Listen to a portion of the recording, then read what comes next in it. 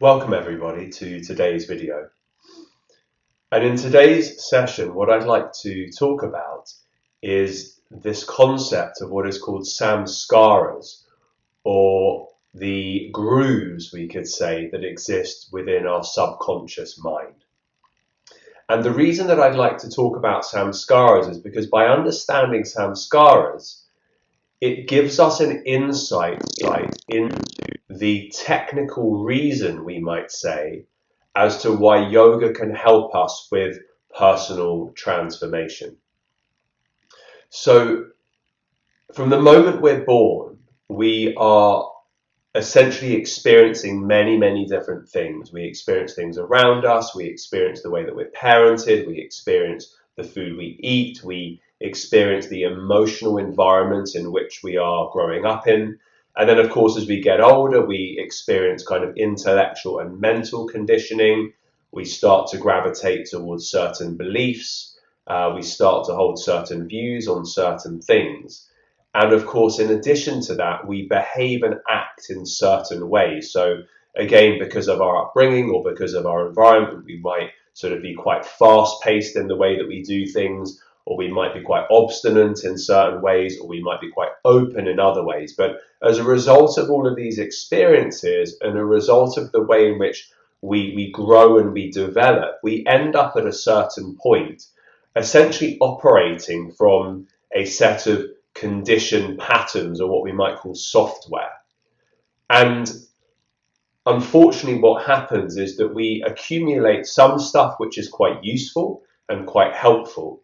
But at the same time, what happens is we accumulate some conditioning which actually can be quite counterproductive. So particularly, for example, using my own kind of experience, perhaps the way I was brought up taught me to behave in certain ways or to respond in certain ways. And that meant that for a long part of my life, I experienced getting angry quite easily, also getting quite anxious quite easily. And so these were just kind of conditioned patterns which were essentially laid down as samskaras. So when an event happens or when an experience happens, you essentially have a memory that arises as a result of that experience, but you also have this kind of pattern or this groove which is laid down in your subconscious, which then shapes and informs and conditions the way that you respond moving forward. And if we're not careful, we can end up acting, living, being, responding, reacting completely from this place of conditioned samskaric patterning. And what yoga tells us is that those samskaras or those patterns can actually lead us into kind of negative behaviours, or behaviours which disturb our minds and also disturb people around us. So part of the practice of yoga is twofold, actually. On one hand, it's beginning to recognize the samskaras, or the conditioned patterns in our mind that cause us to act or be in certain ways which are detrimental to ourselves as well as detrimental to other people around us, or even our environment, for example. So that's on one side. And then on the other side is actually the solution, or that which yoga suggests we should do, which is that we begin to look at using yoga as a way of cultivating different, what we might call more positive samskaras, which lead us into more positive responses, more positive actions, and towards this state of peace and towards this state of mental equanimity. So first of all, it's about recognizing and becoming aware of the patterns which are constraining, restraining, or even, dare I say it, more fully imprisoning the way that we are in the world.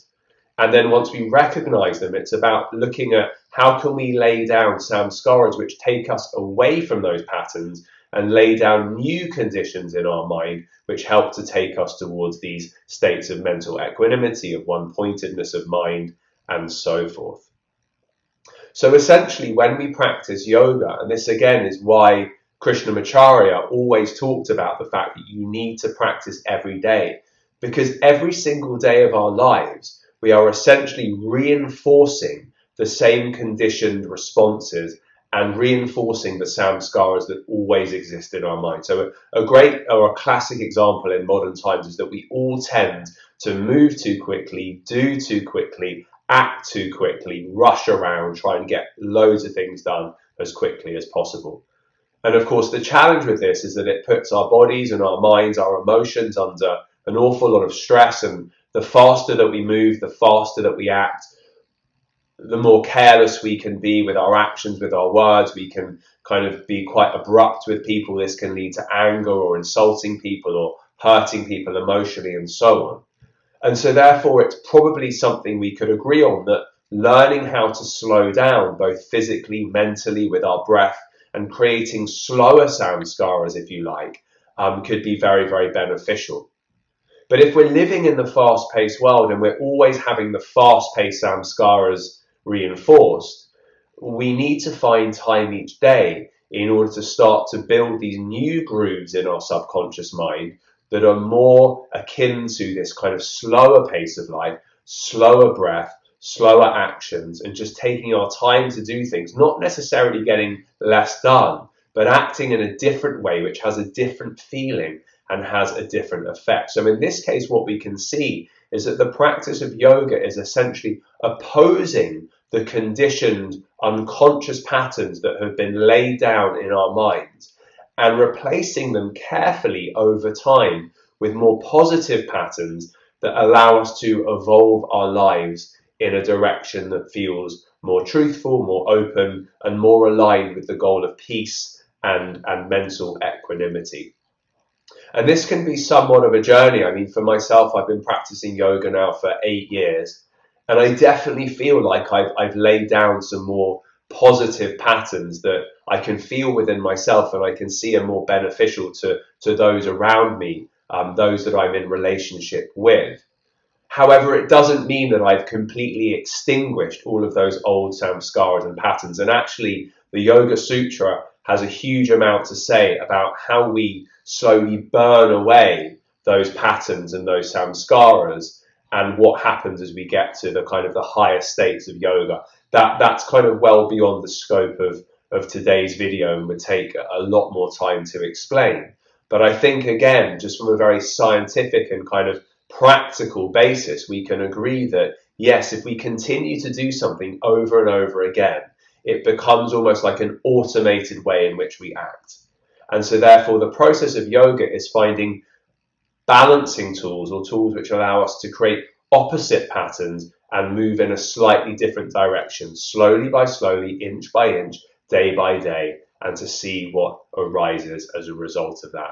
And again, I can say, drawing from my own personal experience, one of the things that I practice a lot on the mat in yoga and day to day is trying to always come back to this state of peace that I connect to within, through chanting, through asana, through breath, through taking breaks throughout the day. And I can definitely say that when I do that, I'm moving away from the more frenetic Daryn that used to be involved in running my own business and pressuring people to deliver on deadlines and all those things, which are absolutely fine if they're done in the right way. But for me, I was just always in an anxious, frenetic state that caused me a lot of internal stress. So I can say from my own personal experience that by building a regular practice, by creating these new patterns, we give ourselves an opportunity to experience ourselves as something different, to be in relationship with those people around us in a different way, and ultimately to continue the journey towards mental equanimity and peace. So thank you for joining once again. I hope you found this video useful. As always, please do subscribe to the channel, like the video, and drop us a comment. Let us know, or let me know, I should say, what other topics you'd like covered. And I hope to see you again here very soon. Namaste.